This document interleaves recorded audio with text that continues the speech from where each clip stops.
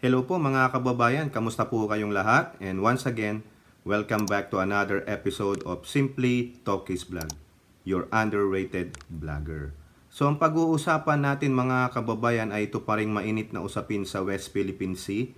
So siguro alam nyo naman kung ano po ang ating stand dito. Ako po'y kakampi ng ating pamahalaan kahit na ano pang sabihin ng mga disinformation specialist ng Chekwa. No? At eto nga po, ang ating pong pag-uusapan dyan ay 4 na article at meron po akong video na ipapakita sa inyo no, mamaya dun sa latter part.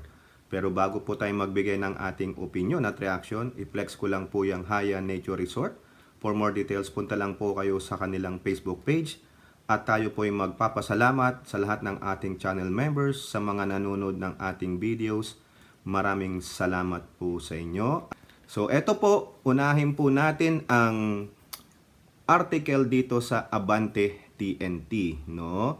Kasi, kung maalala nyo, doon po sa command conference ng Pangulo regarding this incident na naman po dyan sa West Philippine Sea that happened last Sunday, no? Yung collision na kung saan binangga nga po ng Coast Guard at ng Chinese militia vessels ang ating Coast Guard saka yung ating Roro mission boat, no?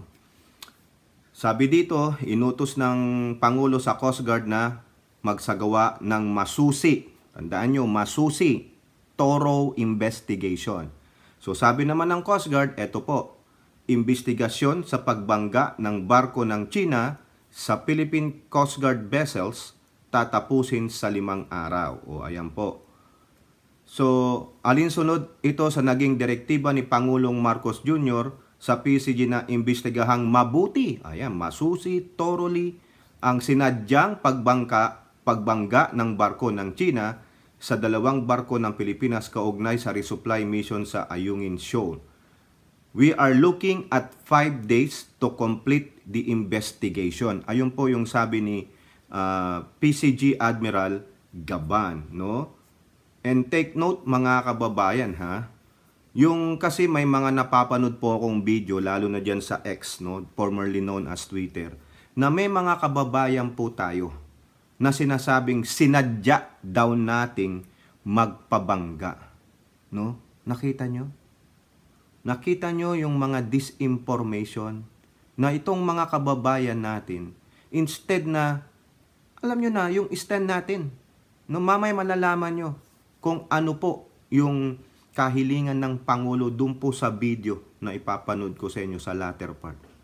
Nakakapag-init ng ulo na meron kang mga kababayan na mukhang kakampihan pa itong mga Chino, no? Sinadya daw natin, mga gunggong pala kayo no? Marami po, pati mga social media influencer diyan na they're singing a different tune. They are singing a tune of Ni Hao. Mga ganon, diba? Nakakainit ng ulo. Talagang alam nyo yung papansin talaga, mga clout chaser. Oh, ito pa po ang sabi ni Secretary ng DND Gibo Chidoro. Hikayatin po natin ang buong mundo na kondinahin ang paglabag at pang-aabuso. Tingnan nyo pang-aabuso, meaning continuous po yan. Hindi po yan past tense, kundi present. Continuous doing ng Chinese Coast Guard at ng kanilang militia vessels. Sa international law at paghihikayat na magising ang ating mga kababayan na kung tunay na peaceful ang hangarin ng China, hindi maglalabag ng ganito at hindi manliling lang sa ating mga kababayan sa buong mundo. Correct. Correct po. Mamaya mapapanood nyo po yung video na yan, no? Ito po, punta tayo sa Philippine News Agency. Chudoro, PH or Philippines not looking for war, just protecting West Philippine Sea territories. O, ayan po. Hindi po tayo naghahanap ng gera na tulad nung sinasabi nung mga kakampi ng Chekwa, lalo na tong si boy girl. No, mamaya, bibirahin natin yung boy girl na yan. Hindi po kami naghahanap ng gera. Peace loving nga kami. Ayaw namin yan dahil tignan nyo yung nangyayari sa ating bansa internally. May mga insurgents tayo. Ayaw na namin yan. Tapos hahanap pa kami ng gera sa inyong Chekwa? No. Ang gusto lang namin, no, sa akin pong opinion ha, makapaglayag tayo ng malaya dyan sa ating exclusive economic zone na siyang itinalaga ng arbitral ruling noong 2016 at malayang makapangisda ang aming mga kababayan dyan. Hindi po namin sinisira ang yamang dagat, bagkus pinoprotektahan pa namin. Hindi naman kami katulad nyo na pagkatapos nyong rapin, pakinabangan, iiwan nyo lang na nakatiwangwang. Di po ba? Sige nga, nakakita ba kayo ng balita na ang mga Filipino fisher folks natin sumira ng coral reef? Binaboy yung ilalim ng karagatan? Tayo pa nga naglilinis eh. Meron tayong viewer dyan. Sumisisid, nililinis nilang karagatan. Tapos kayong mga Chekwa, bababuyin nyo, re-ripin ninyo, tatapunan nyo na kung ano-ano. O diba? Hindi po kami naghahanap ng gera. We want a peace because we are peace-loving people. Mapagtanggap nga kami. Maski nawala na kami, ibibigay pa namin sa inyo. Ganun po ang Pilipino. Tingnan nyo lang po yung nangyayari dyan sa gera ng Israel-Hamas. Nakabasa po ako ng article. Bayanihan spirit ng mga Pilipino. Di po ba? Tinutulungan nila, maski na hindi nila kapwa Pilipino, dyan po sa Gaza. Habang nag-aantay silang papasukin na yung sa evacuation. Oh, kita nyo yan? Tapos, kami pa ang sasabihan nyo ng we are provocateur. Kami ang sumasadya. May mga gago kayong mga Pilipino Chekwa na Pilipinong kumakampi pa dyan. No? Ito po, ang sabi ni Butihing DND Chief Secretary. Chief na Secretary pa. Pasensya naman, no? Uulitin ko, ayaw natin ng gera at hindi tayo nakikipaggera. Ang ginagawa natin, pinoproteksyonan natin ang ating upang mapigil ang pagkupkop at paghihimasok dito ng China na wala silang karapatan. Sa anumang batas, wala silang karapatan sa West Philippine Sea. Yan. You know that is why the government under President Marcos is taking this seriously because this is an affront to our territorial integrity and it as a ridiculous assertion of international law or a revision of international law to suit their expansionist end. Tama po yan. Sinabi po ni Butihing DND Secretary Gibo Teodoro na itong ginagawa ng China ay expansionism. Modern day conquerors, conquistadores. Na, di ba, mga kababayan? Tapos na doon. Tama na yan. Meron na tayong mga international law na pagkasunduan na kung ano yung mga limits and boundaries ng bawat mga bansa. Hindi na tayo nasa 1400s, 1500s, tulad nilang Magellan, Columbus, sino pa, ng mga sikat na mga conquistadores, mga voyagers, no? Na naghahanap ng lupa na masasakop. Pero itong pagsakop, expansionist ang tawag na expansion. Pagpapalawak ng pag-aari. Para kang yung isang hasendero na kulang pa sa lawak na ng lupa mo, gusto mo pang kamkamin yung lupa doon na napakaliit na sentimetro. Para ka rin yung sa Biblia na isa ka ng ang tupa mo, no, napakayaman mo, meron ka ng 100 na tupa, tapos yung kapitbahay mong isa rin na may tupa, iisa lang ang tupa niya. Gusto mo pang kamkamin yun? Ano tawag sa'yo? Ganid. Diba mga kababayan? Na-high blood na naman tayo dito. Pag talaga itong usapang check ko, na-high blood tayo. Usapang confidential pa, na-high blood tayo. No? Kakaasar. Pasensya naman po mga kababayan. Mag-slow down muna tayo na. Ito muna. Ay, nako. Mag-shoutout tayo kay Miss Carclea, no? Nanonood siya ng ating tuwan-tuwa siya sa ating mga regulars diyan sa ating mga video premiere, no? Alam niyo na kung sino kayo. Ang dami niyo, hindi ko na kayo mabanggit, no? Okay. Punta naman tayo dito sa CNN. Okay. Ito po, isa po nating mambabatas na may gustong mangyari. Ayan, sausawan na. Pero maganda naman to.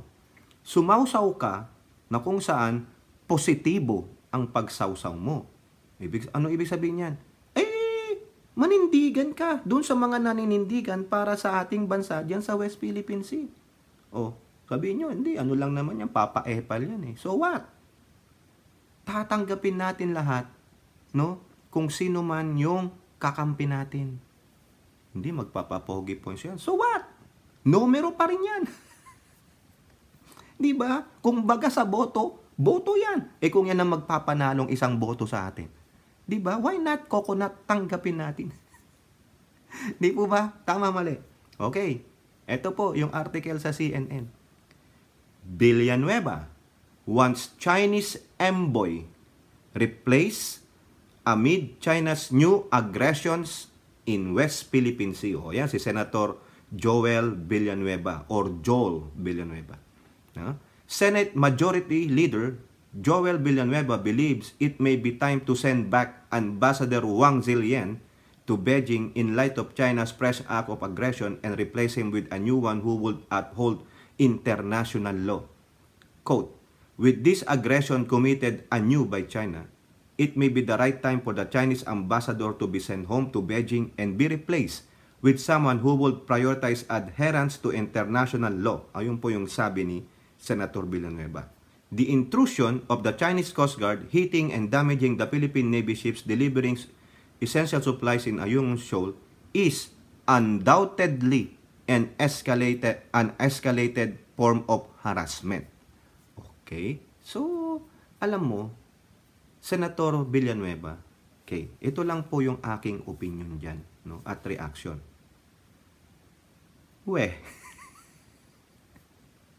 Bakit Kasi, kahit na sino pang ipalit mo dyan, wala eh.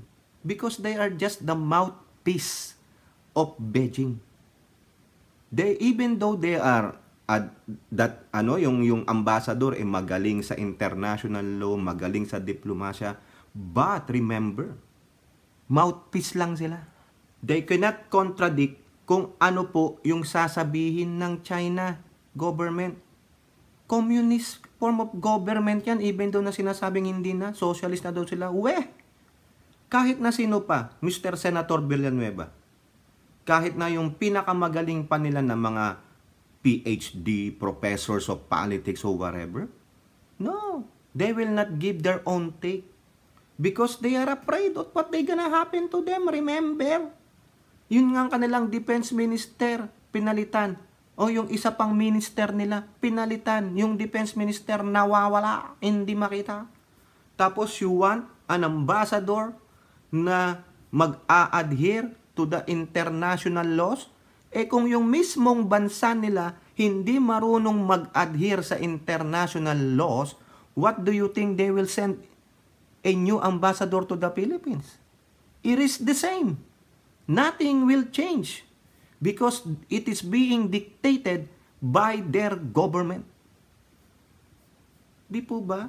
Ang sa akin lang dyan, diplomatic talk, diplomatic protest, file a legal action, pero sending them back and then asking for a new one that will adhere to the international law, good luck. Hindi nga sila maka-adhere eh. Yung mismong Beijing will not adhere, will not follow the international law. Hindi po ba? Hindi nga nila kinikilala yung 2016 arbitral ruling. Mind you, the other international law pa. Kahit na sino pang ilagay mong magaling dyan. No. Baka gusto mo ring mawala siya. I-recall siya ng Beijing and then ano na nangyari sa kanya, di ba? Wala. Diba?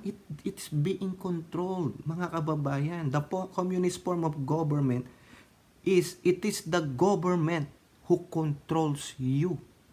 Tingnan nyo na lang po yung mga communist country dyan. They control you, your movements. Tingnan nyo po, no?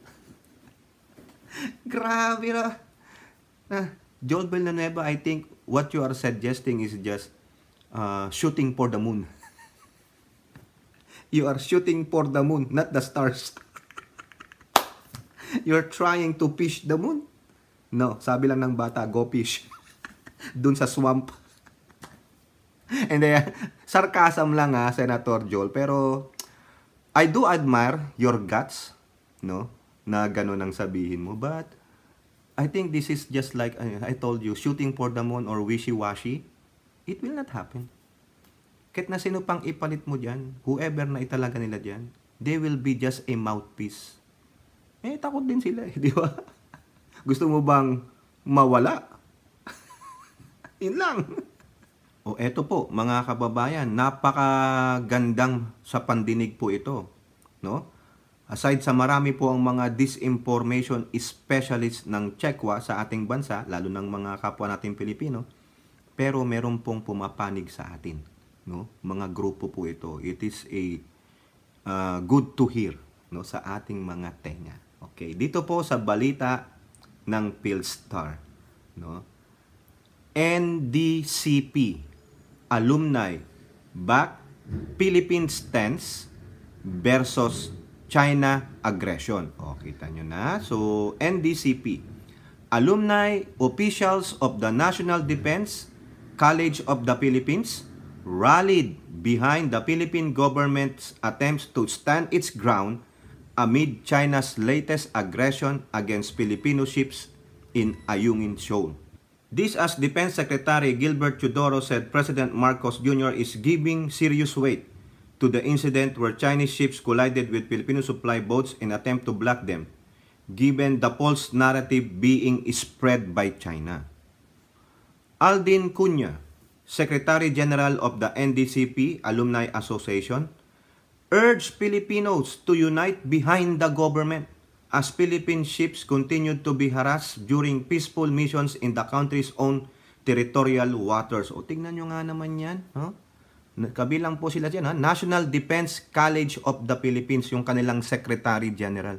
Nananawagan din po sa lahat ng Pilipino na mag-unite. Because united we stand, divided we fall. Tandaan nyo po palagi yan. At meron po tayong mga kababayan that they are so divisive.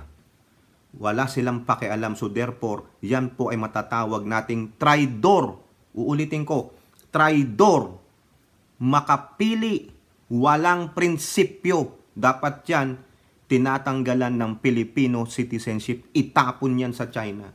Pasensya naman po kayo. No? Ito pa po. Si Commodore Jerry Simon, a member of the alumni board, also urged the public to remain vigilant and well-informed. Correct. Stressing that not only are ships being rammed, the truth that is on our side is being pummeled too. So nakita nyo mga kababayan, ang ibig sabihin niya na yan, hindi lang po ang ating mga barko ang binubunggo, kundi pati ang katotohanan, binabaliktad. Na-include na po natin yan sa mga previous vlog natin. Diba? Sinasabi ng foreign minister o spokesperson nila, ng minister nila si Mao Ning. Tayo daw po ang provocateur, stop the escalation, tayo ang gumagawa ng dangerous maneuvers. Mga gunggong pala kayo Kayo ang nagpro-provoke by what? Hinaharang nyo kami sa mismong exclusive economic zone namin. Yung nabunggo, no? Mga gunggong pala kayo Kayo nga humarang, syempre, iwasan namin kayo.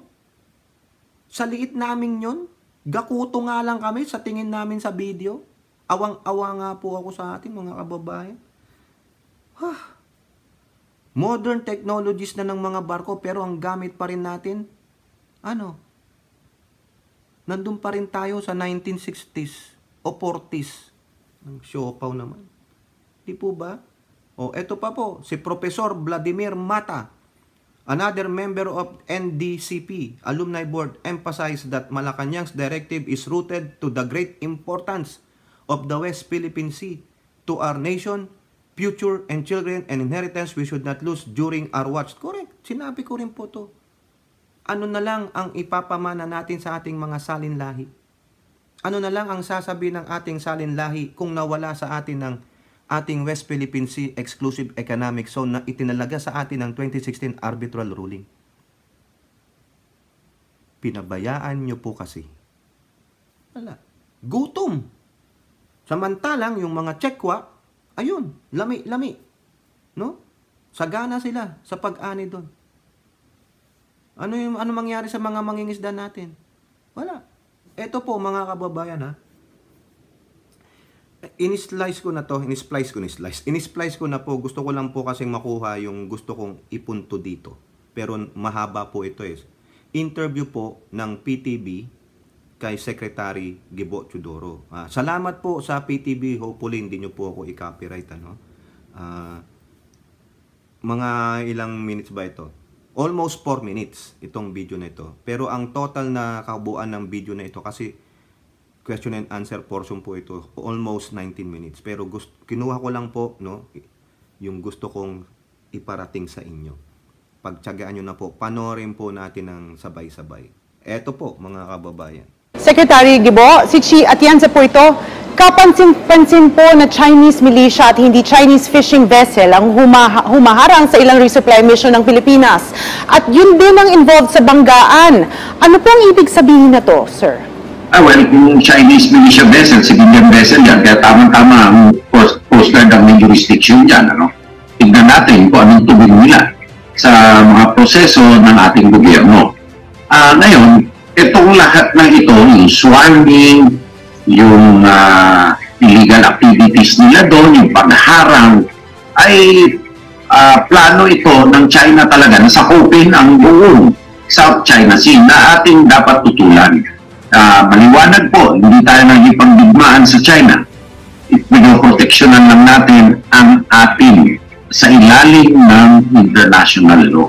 At bawal nila pong sakupin ito iba pong mga teritoryo na kanilang i-claim na taliwas po sa lahat ng norms ng international law. Taliwas ang narrative nila.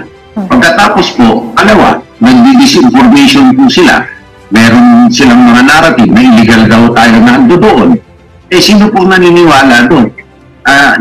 That is why the government under the president has said that we are taking this seriously because this is an affront to our territorial integrity, and it is a ridiculous assertion of international law or a revision of international law to suit their expansionist ends. Likewise, they're also planting disinformation within the country in order to weaken the political will and unity of this country. Kaya kailangan po nagkakaisa po tayo dito kung tayong maniniwala sa disinformation po ng China. Dahil ang narrative po nila ay lumalabas ang tunay na intention nila. Kunwari po ay peaceful, kunwari po maka-neighborly, ngunit sa likod dito iba po ang hangarin. Lastly, I'd like to thank ang Chinoy community na nagpunta po sa atin kahapon at nag-pledge ng support against China sa pagtutuloy nila sa expansionist agenda ng China at pagkupo sa South China Sea. And they told me na maglalabas po sila ng statement na sumusuporta sa posisyon po ng ating gobyerno. Kasi Pilipino po sila at they feel na just as agreed as us with this indigenous acts with China. Pero kahit wala tayo sa UN Security Council, kailangan very resonant ang pag-ahayag natin ng ating posisyon. Katulad po ng ginagawa natin ngayon sa ilalim ng utos ng ating Pangulo, para mapaliwanagan ng ating mga kababayan at sa pangangailangan na pagkakaisa sa likod ng gobyerno ngayon sa kabila ng mga disinformation na ipinakikita ng China sa buong mundo at pinakanin dito mismo sa ating lipunan. Ngunit uulitin ko, ayaw natin na ng gera at hindi tayo nakikipaggera. Ang ginagawa natin, pinoproteksyonan natin ang ating upang matigil ang pagpupkop at paghihimasok dito ng China na wala silang karapatan sa anumang batas, wala silang karapatan sa West Philippine Sea. So yan po mga kababayan, maiksi lang yan pero maliwanag. Ayun po ang gusto kong ipunto sa inyo.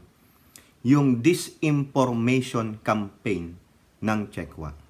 Sinabi po ng ating butihing sekretary ng DND, Gibo Teodoro, na marami po na disinformation specialist ang nagkalat sa ating bansa na kapwa pa natin mga Pilipino, no? Makikita nyo, sinasabi na ng China na sila ay neighborly, peaceful, pero behind that, sinabi, nadinig nyo, behind that facade, yung bang facade, yung ano lang, parang eto, pero sa likod niyan, yung nakikita nyo, hindi yan yun. Hindi ganun ang intention ng China. Ang intention niya really is to expand. Pag na-expand niya na yan, meron na siya lahat authority dyan. Ano na mangyayari sa atin? Wala na tayong karapatan. Hindi na tayo pwedeng mangisda dyan. Hindi na tayo pwedeng maglayag dyan. Baka kung maglalayag, mangingisda na tayo dyan, di ba sabi nila, manghihingi pa tayo ng authorization, nek-nek ninyo. Di po ba? Tama, mali. Kaya ito, si Gibo Teodoro, tama lang na hindi siya umuo na maging DND chief ni Duterte. Twice siya na inalok. Sabi niya no. Kasi alam niya eh. Alam niya. Matalino. Alam niya na hindi siya makapagsasalita ng ganito pag siya ang DND chief ni Duterte. Alam niyo na, di ba? Ano ginawa ni Duterte sa 26 arbitral ruling? Punitin ko pa yan eh. Wala. Tingnan nyo ngayon. Malayang nakakapagsalita ang DND chief. At karapatan po niya yun. Dahil siya ang inatasan ng Pangulo dyan. Yan ang kanilang mandato. Ipaglaban.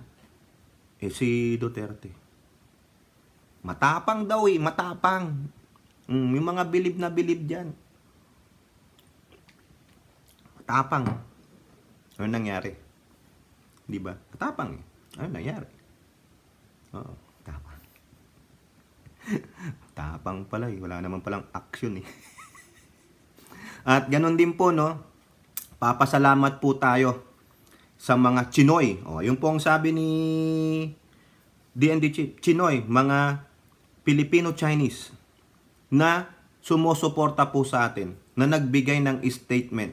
They are aggrieved, no? Para bang pakiramdam nila, naaapi rin sila. Sabit sila. No, pero at least naninindigan sila para sa atin. They also deplore, ano man tawag doon, yung kinasusuklaman, no? Yung ginagawa ng China na egregious, abhorrent actions diyan sa West Philippine Sea.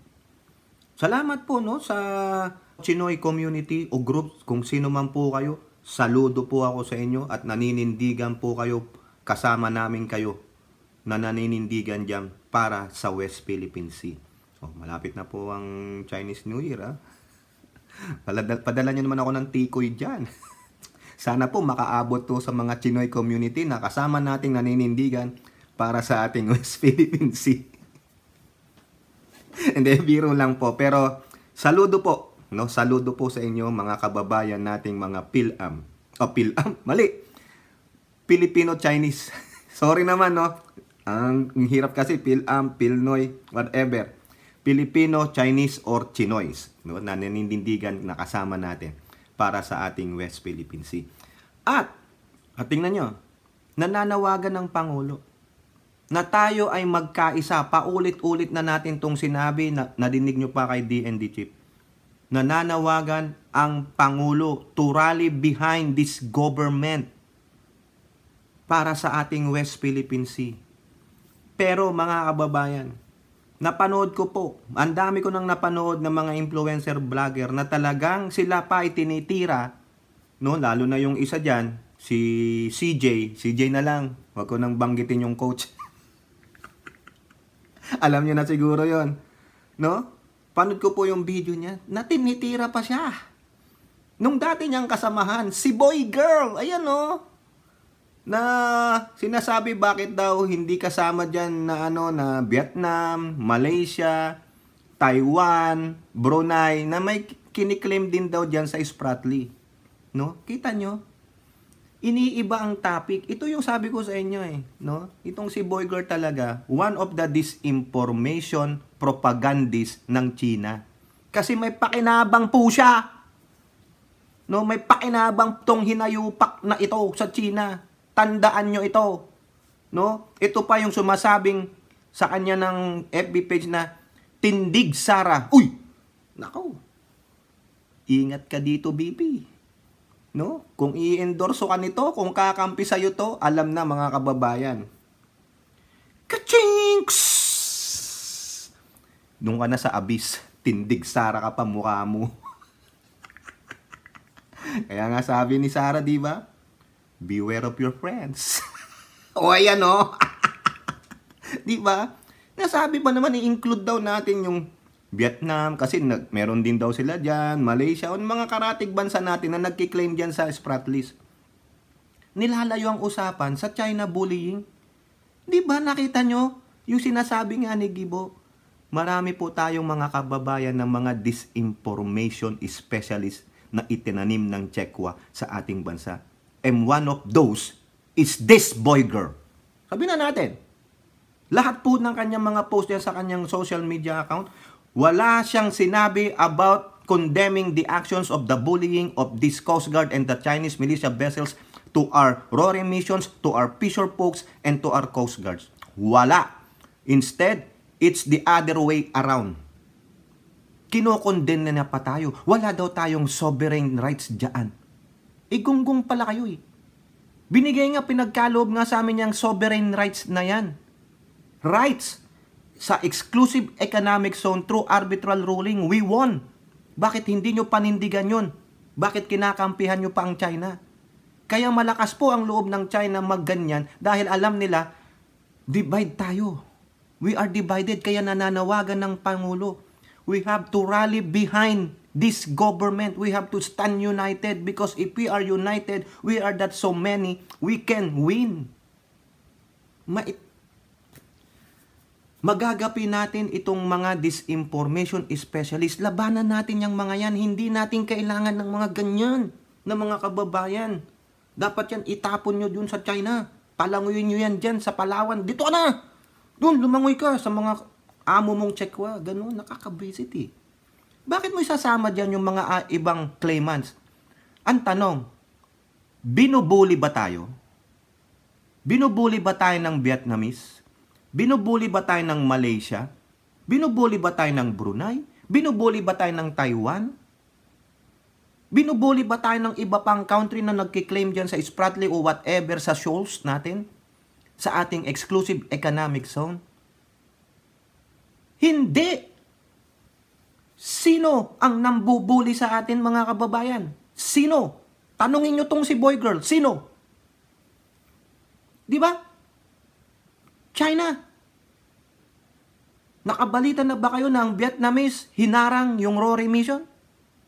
Nakabalita na ba kayo na ang Malaysia, whatever, hinarang ang RORE mission? Nakabalita na ba kayo na ang Brunei hinarang ang RORE mission? Pinaalis ang mga fisher folks natin, naglagay ng barrier dyan? Wala. Sino? Chekwa. Diba? Tapos you have to defend it, you have to deflect the issue. Di FU ka. Nakita nyo? Sinasabing expert pa siya. I don't care what kind of expertise you have. I don't care what kind of education you have. But this is just a simple terms na kung sino yung nambubuli, ayun ang ating kakastiguhin. Peace loving nga tayo eh. Diba? Pwede naman tayong makihabilo sa kanila. Pero anong ginagawa ng China? Binablock tayo? Sa atin yan, exclusive economic zone. Ano ba ang Tagalog ng exclusive? Para lang sa'yo. Eksklusibo para sa'yo. Depende na sa'yo kung gusto mong makibahagi, gusto mong mamigay. Tayong mga Pilipino, di ba? Mapagbigay, matulungin, maunawain, maawain, lahat na lang ng maunawain, maawain. O ganun. Di po ba? Pwede naman. Come on, Chinese fisher folk. Diyan kayo. Huwag nyo lang sisirain yung mga nasa ilalim ng dagat. Kasi pag sisirain mo yung corals na yan o whatever, lalayo yung mga hinuhuli nyong isda.